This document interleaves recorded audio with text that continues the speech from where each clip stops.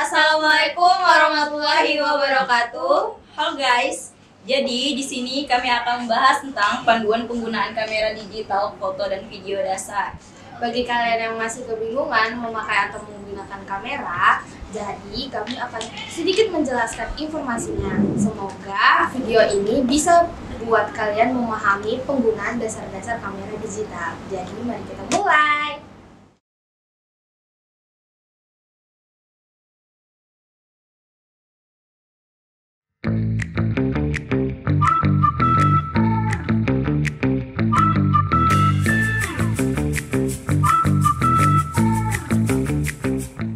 Ini adalah kamera digital.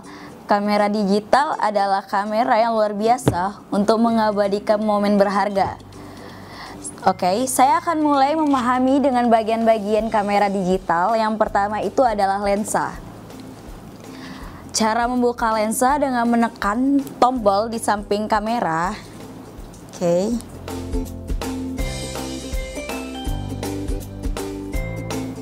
Nah, di bagian ini kita bisa melepaskan lensa, maka kita akan menemukan kaca seperti ini.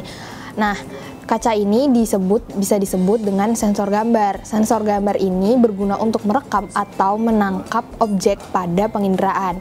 Nah, teknik mendeteksinya mempelajari objek dari dekat ataupun jauh tanpa adanya kontak fisik dengan objek tersebut. Nah, ini yang biasa kalian lihat namanya LCD atau tampilan layar.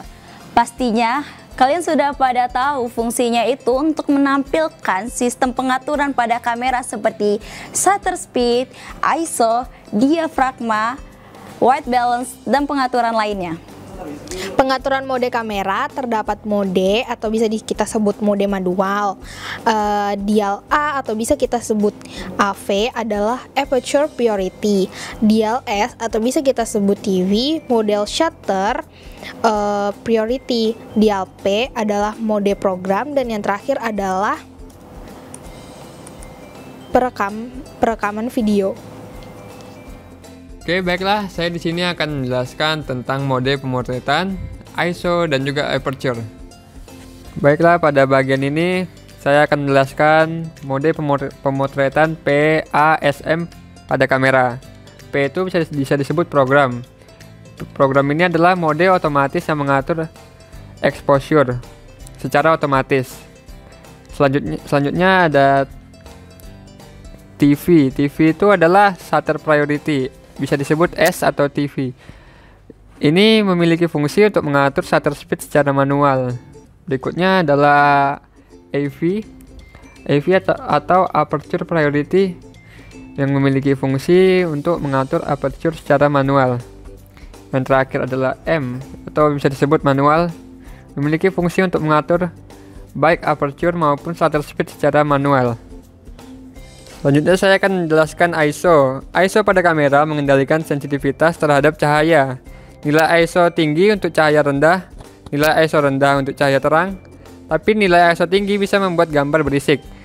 Pada kamera ini terdapat ISO 100 sampai dengan 6400. Mungkin bisa dilihat contohnya dari layar ini. Semakin tinggi ISO-nya, maka semakin terang gambar yang dihasilkan. Maka jika kita turunkan ke 100, gambar yang dihasilkan akan semakin gelap. Bisa dilihat pada kamera ini. Nah, di sini ada yang namanya aperture atau diafragma. Fungsinya itu untuk kontrol cahaya. Jadi semakin kecil angka F-nya, maka bukaannya semakin besar atau cahaya yang masuk semakin banyak. Contohnya seperti ini. Saya menggunakan f4.0, maka gambar yang dihasilkan akan semakin terang. Tapi jika saya menggunakan f25, maka gambar yang dihasilkan akan semakin gelap. Jadi aperture ini juga memengaruhi cahaya yang masuk pada kamera. Baiklah, di sini saya akan menjelaskan tentang shutter speed, white balance, dan resolusi pada kamera. Shutter speed atau kecepatan rana merupakan berapa cahaya yang masuk ke dalam kamera kita. Semakin tinggi shutter speednya, maka semakin gelap pula hasilnya. Biasanya digunakan untuk keadaan sport, untuk mengambil objek yang cepat movementnya. Nah, kalau untuk shutter speed rendah biasanya akan menghasilkan gambar yang lebih terang, tapi efek yang ditimbulkan akan agak sedikit motion blur. Nah, biasanya untuk shutter speed rendah ini digunakan untuk mengambil foto painting. Pengaturan white balance biasanya digunakan untuk mengatur warna pada kamera. Pengaturan white balance umumnya digunakan di angka kisaran 4.500 sampai 5.500. Untuk semakin tinggi white balance-nya, semakin hangat pula hasilnya. Sebaliknya untuk white balance rendah, maka semakin dingin. Nah, untuk contohnya seperti ini, kalau white balance-nya tinggi ya, nah sebaiknya untuk white balance rendah seperti ini ya hasilnya. Nah, saya akan menjelaskan perbedaan RAW dan JPEG. Nah, RAW ini bisa disebut juga sebagai data mentah yang diambil oleh sensor kamera tersebut. RAW ini biasanya digunakan lebih gampang diedit ya fotonya, karena lebih banyak data yang kita dapat. Sedangkan dan file RAW ini juga size-nya besar ya. Sedangkan kalau JPEG size-nya ini kecil, kita lebih sulit untuk mengedit foto tersebut karena lebih baik dan lebih bagus langsung dikirim karena sudah bagus gitu. Jadi tidak perlu diedit lagi. Hai, namaku Putra, akan menjelaskan di bagian fotografi. Dan saya Ilham Syarif akan menjelaskan bagian videografi. Oke teman-teman, untuk penjelasan singkat fotografi untuk pengambilan gambar pada outdoor, atau bisa kalau misalkan ada cahaya alami seperti matahari, bisa menggunakan ISO yang rendah. Begitu juga untuk sebaliknya, kalau misalkan di indoor disarankan untuk menggunakan lighting agar mendapatkan hasil yang baik pula. Untuk pengambilan gambar pada di siang hari, untuk bagian ISO bisa menggunakan 100 hingga 400. Untuk aperture-nya bisa menggunakan 5,6 hingga 13. Untuk shutter speed-nya 1/60 hingga ke atasnya. Untuk pengambilan gambarnya mungkin sekiranya seperti gambar ini dan juga ini. Untuk pengambilan gambar pada di malam hari bisa menggunakan ISO 400 hingga 800. Untuk aperture-nya 3,5.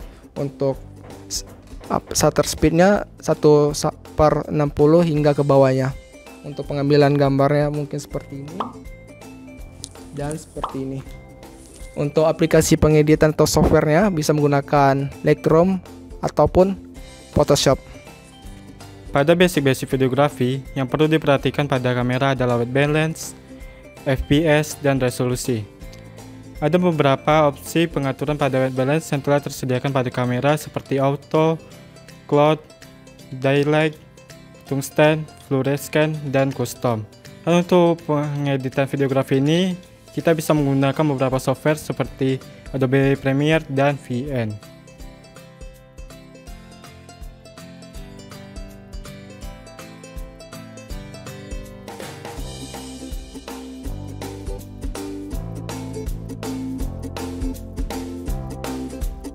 Baiklah, di bagian terakhir ini adalah praktik terbaik.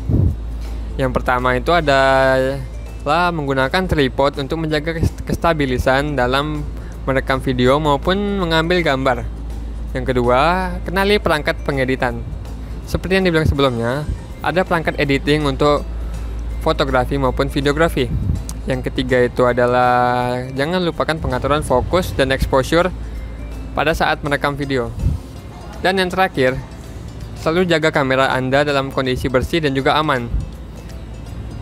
Karena kamera yang lembab bisa menyebabkan lensa berjamur sehingga dapat membuat rusak perangkat kamera Anda.